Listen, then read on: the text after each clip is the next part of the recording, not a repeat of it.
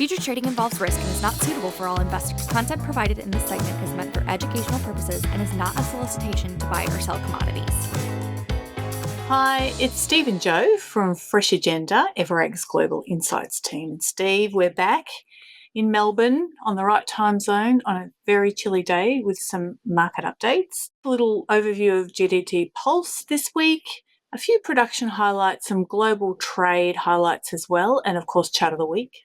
We've got a lot to cover, so let's roll. Turning first to Europe, and we're seeing these spot milk and cream prices continue to firm, Steve, just as the uncertainty around milk production conditions kind of continues. There was a fair bit of rain across Europe when we were continental Europe and the UK and Ireland, in fact, when we were there a couple of weeks ago. It hasn't done a lot to alter people's feelings about securing milk at this stage, although the butter prices haven't quite responded as they were before, Steve. And in terms of butter futures, again, not a lot of action in terms of the futures markets, still a bit backwardated. EU butter continues to differ from spot conditions in this futures sphere. Losing a bit into next year, which is interesting. Across in the US, where most of the price action has been, spot cheese markets came off pretty hard this week, last week and into this week. So, we've seen the butter market firm a little bit, but the cheese market is profoundly weaker with a lot more product seemingly uncommitted. There'll be great interest this week in cold storage to find out whether that went into, increased product has actually gone into stock and just what the industry is carrying. That's led to a rapid weakening in milk class prices, particularly class 3, which is now implied to be down below $16, which is quite a sudden fall. Cheese futures continue to come off.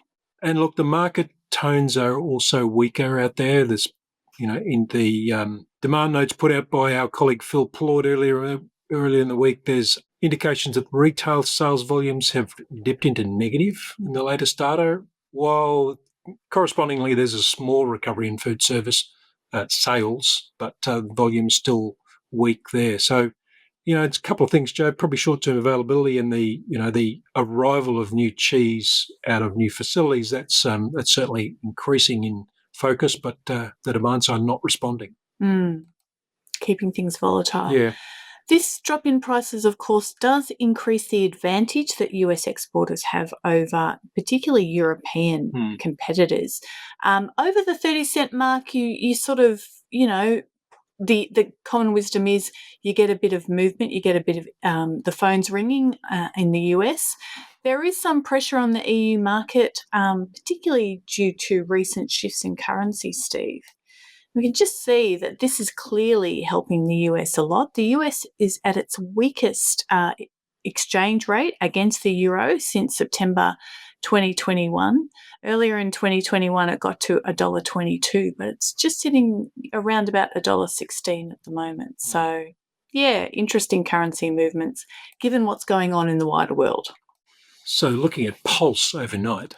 Yeah, and skim milk powder prices on this week's Pulse were a bit mixed. New Zealand skim milk powder medium heat fell $60 a tonne or 2.5% to $2,710 a tonne.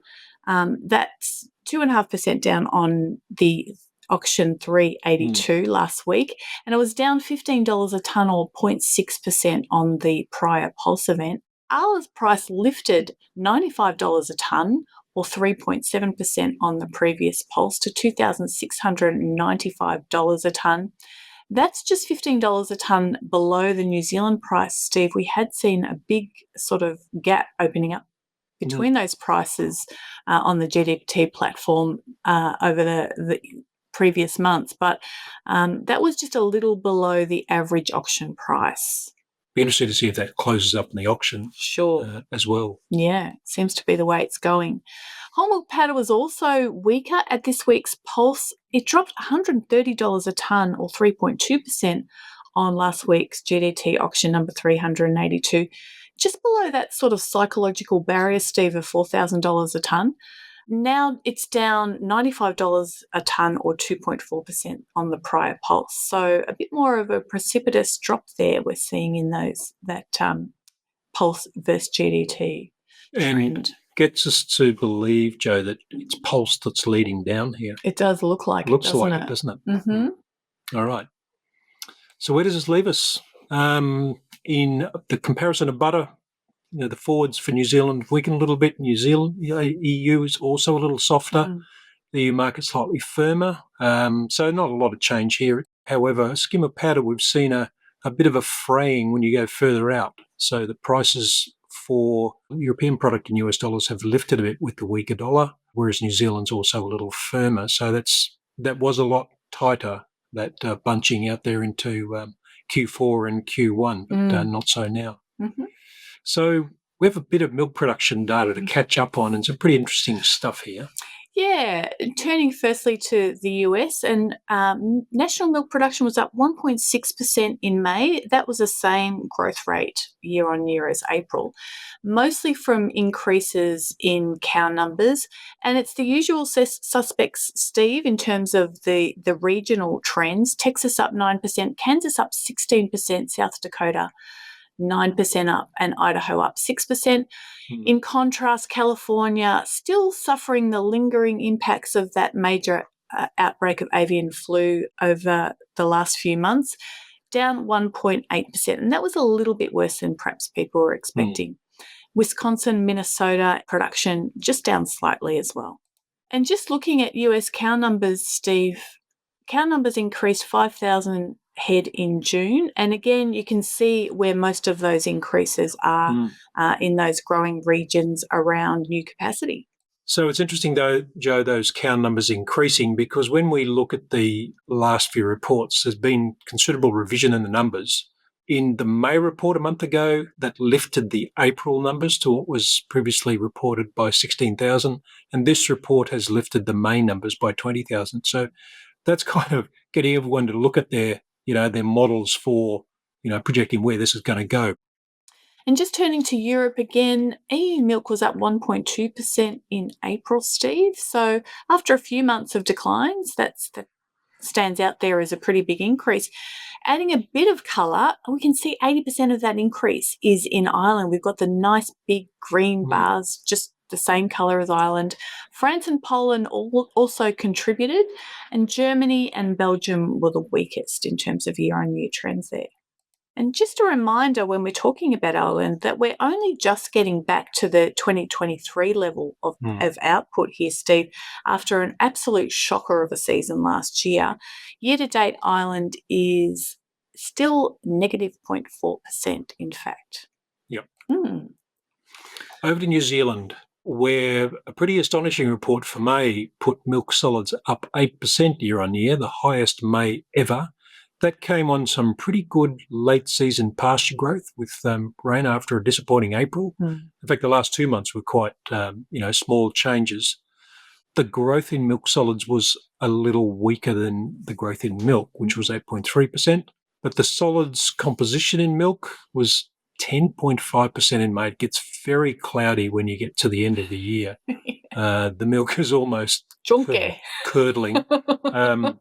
That took the full season milk solids percentage a whisker below 9%, 8.97% milk solids. When you compare that to the US and Europe, around about 7.6, 7.7, it is quite a hefty componentry in the milk. And lastly, we're staying in Oceania, Steve, with Australian milk production for May down 3.8%. Pretty much expected. It held on pretty well for the last few months, given that we've had really shocking dry conditions in southeastern Australia, affecting particularly Western Victoria, South Australia and Tasmania. Those southern regions were down 5% for the month. The west of Victoria was down 9.2%, and Tasmania, which we're used to seeing growing pretty well year on year, usually a great place to dairy, is down 6.8% in May. And it probably gets worse from here, really, Steve, because we are getting a little bit of rain at the moment, but it's missing a lot of these critically dry areas. So fairly dire outlook in terms of milk production for Australia at this point. Okay, let's round up some global trade. Yeah, and in terms of trade, Global trade was 6.5% up in April in milk solids equivalent terms, Steve. And it's been on a bit of a strong roll. You can see that very steep rise there in that rolling 12-month volume of exports, but it's up 2.1% in the past year. So, not too bad. So where is it coming from? Half the growth in the past 3 months has come from Southeast Asia. That region has grown 14% year on year in the 3 months to April, which is pretty encouraging. China, at the same time, is still struggling to come back. You can see the year-on-year growth in China in that rolling 3-month chart there is waning a little bit, but up 7% in that 3-month period. When we look at the exporters on this chart, this is pretty interesting. It's no longer so much about the front loading that we saw earlier in the year as we had those impending tariff changes.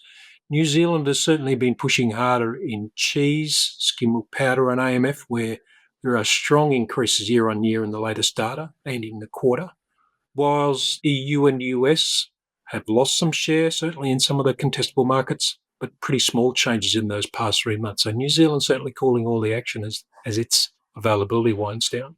Okay, bring us home, Joe. What's your chart of the week? We're really all over the planet at the moment, Steve. We're back in Europe now. The EU product mix data came out for April at the same time as the milk data. And this chart is a real interesting one in terms of how much priority, given that milk growth is still fairly limited, how much priority is being given to cheese in the product mix across the European Union. Much stronger at peak in response to pretty good demand for European cheese. And in terms of just looking across the product mix, weaker fluid milk has added to manufacturing milk supplies across the EU. Again, still seeing cheese growth growing. That whole milk powder bar looks very big, but the volumes are extremely small. Higher SMP in April, although it was a pretty poor year-on-year comparable. So it really is all about the cheese, isn't it, Steve? And the market hoping it holds together. Mm-hmm. All right. Well, thanks for watching.